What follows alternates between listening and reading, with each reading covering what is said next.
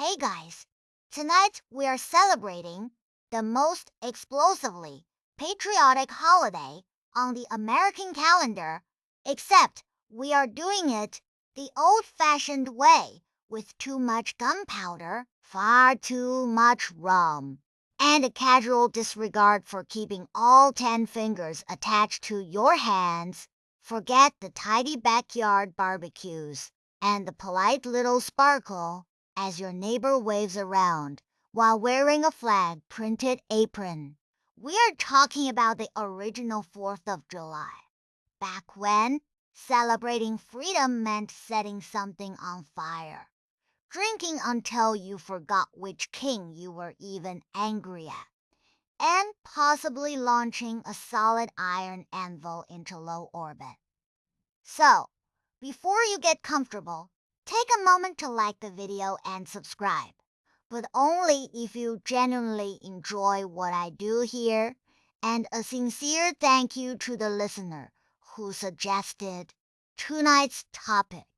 Your ideas are the spark that keeps this whole strange little channel glowing, and I really do read every suggestion you send my way. Let me know in the comments where you are tuning in from and what time it is for you.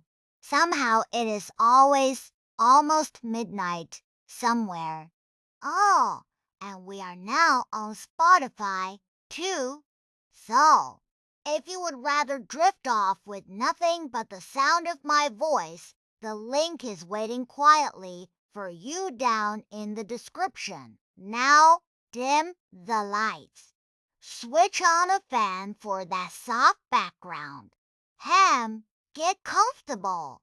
And let us ease into tonight's journey together. But first, let us wonder a few things. Have you ever wondered what the very first Independence Day actually looked like? Did people really honor liberty by getting catastrophically drunk before lunch? Was it considered perfectly normal to fire a loaded musket straight up into the air and simply hope for the best? Could you survive a holiday where the fireworks were homemade, the cannons were temperamental, and the lemonade was statistically the safest thing at the entire party? Would you raise your 13th toast of the afternoon with a steady hand? Or would you be the unlucky fellow who accidentally set the town hall ablaze while trying to honor the founding fathers? And now, congratulations! You have just woken up in the summer of 1777. The ink on the Declaration is barely dry. The air smells of gunpowder and roasting ox. And somewhere just down the street, a very serious man is preparing to blow up an anvil in your honor.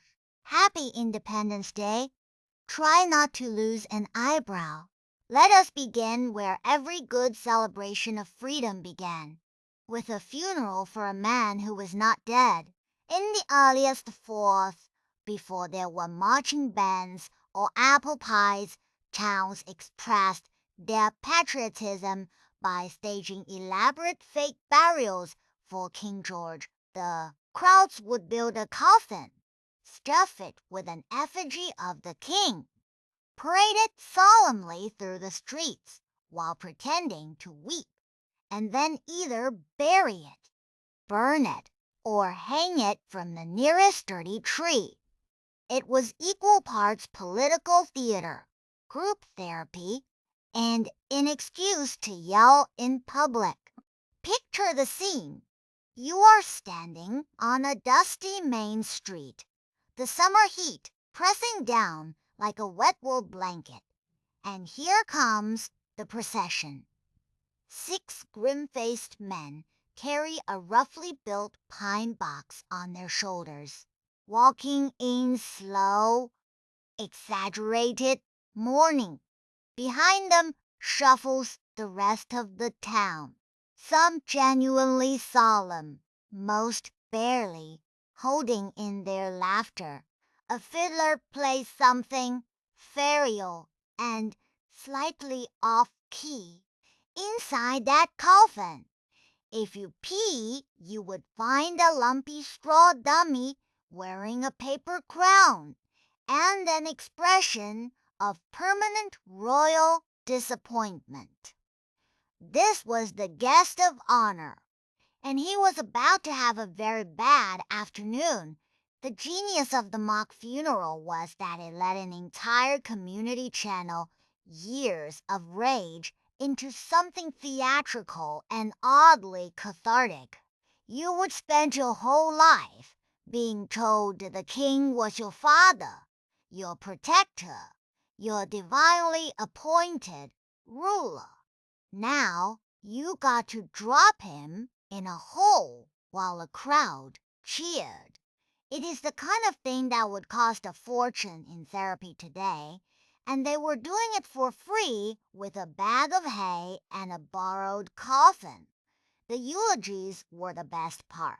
Some clever local would stand up and deliver a long, mournful speech praising the dearly departed monarch. Except every compliment was actually an insult dressed in funeral clothes.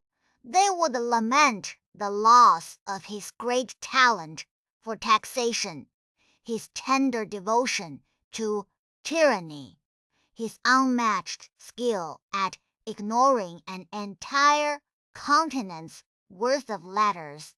The crowd would nod gravely, dabbing fake tears, then erupt into jeers. It was satire, so sharp it could have drawn blood delivered with the straightest face in the colonies. And then came the finale, which varied by town and by how much everyone had been drinking. Some communities buried the effigy with full ceremony, lowering the straw king into a shallow grave while someone read a list of his crimes. Others preferred fire, tossing the dummy onto a bonfire and watching the paper crown curl and blacken. The truly committed went with a hanging string.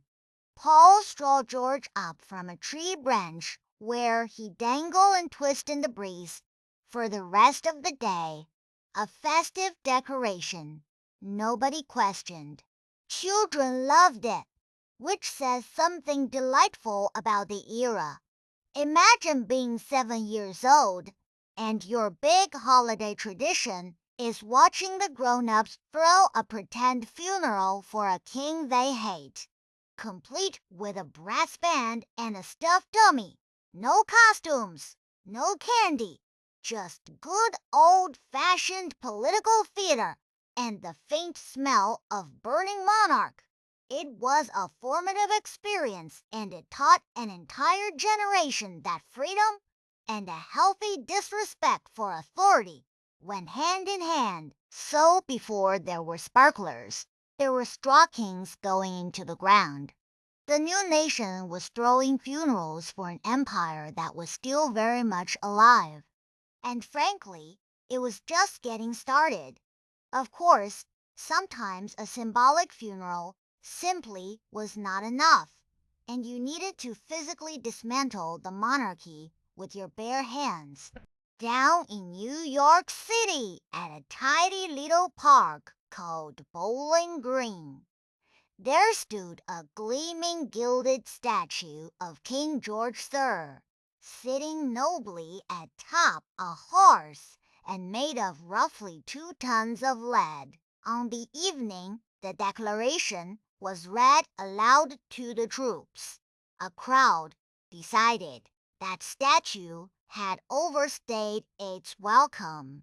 They tore it down, hacked it into pieces, and carted most of the lead all the way to Litchfield, Connecticut, where a household of women patiently melted the king's own face into musket balls, somewhere around 42,000 of them.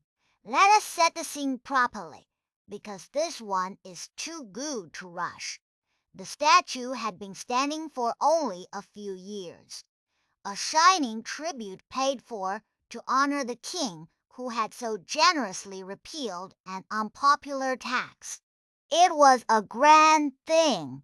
The monarch, in full Roman emperor costume, sitting astride a horse, the whole works coated in gold leaf, so it gleamed in the sun like an enormous smug ornament. The city had even built a little iron fence around it to keep it safe. They might as well have wrapped it in ribbon for the occasion. Then independence was declared. The words were read to the assembled soldiers and citizens, and something snapped. A crowd surged toward Bowling Green in a froth of patriotic fury. Ropes were thrown, shoulders were put to the work, and with a great groaning crack, the king and his horse came crashing down into the dirt. The mob descended on it like seagulls on a dropped sandwich. The decorative crowns on the surrounding fence were snapped off as souvenirs. The golden head of the king was sawed clean off and paraded around. But here is where it goes from a riot to a logistics operation. Lead, as it turns out, is enormously useful when you are a fledgling nation about to fight the most powerful army on earth, and you are desperately short on ammunition. Somebody with a glorious mix of spite and practicality realized that 2 tons of royal statue was 2 tons of free bullets. So the broken pieces of His Majesty were loaded onto wagons and hauled north to Connecticut. And this is the detail that makes the whole thing sing. The melting down was handled largely by women and girls who gathered at the Walcott home in Litchfield and spent their days turning the king into cartridges. They worked at the fire ladling molten lead into bullet molds, casting round after round after round after round. Records claim the final tally came to roughly 42,000 musk balls. 42,000. The king's gilded ego reduced to a mountain of ammunition by a group of women with molds and a sense of humor. Now imagine being a British soldier on the receiving end. You march across an ocean to crush a rebellion. You stand in your tidy red coat in a tidy line, and the bullets whizzing past your ears were until quite recently a statue of your own king's face. There is no insult in military history quite so layered, so petty, and so perfectly American. They did not just reject the monarchy, they shot at the army with it. So while other towns settled for burning a straw effigy, New York went and turned an actual two-tone and golden king into the means of his own defeat. It was destruction with a punchline, and the punchline was 42,000 rounds long. Now, here is a fun wrinkle that would absolutely horrify the man responsible. John Adams, future president and full-time complainer, was so certain that American independence would be celebrated forever that he wrote his wife Abigail a glowing letter about it. He predicted festivals, parades, bonfires, illuminations, and great rejoicing from one end of the continent to the other. There was only one tiny problem.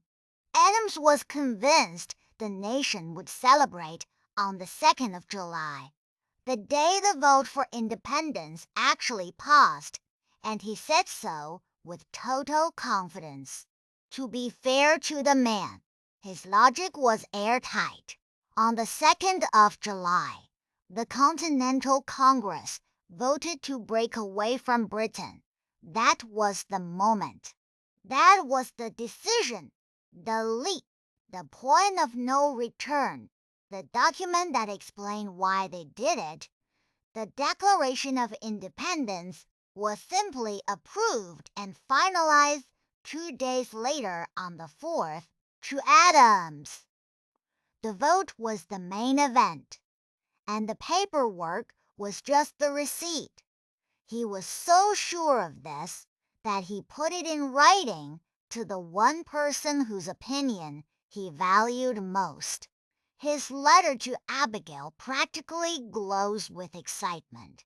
He wrote that the 2nd of July would be the most memorable day in the history of America, that it ought to be celebrated as a great anniversary festival marked by acts of devotion, by shows and games and sports, by guns, bells, bonfires, and illuminations from one end of the continent to the other.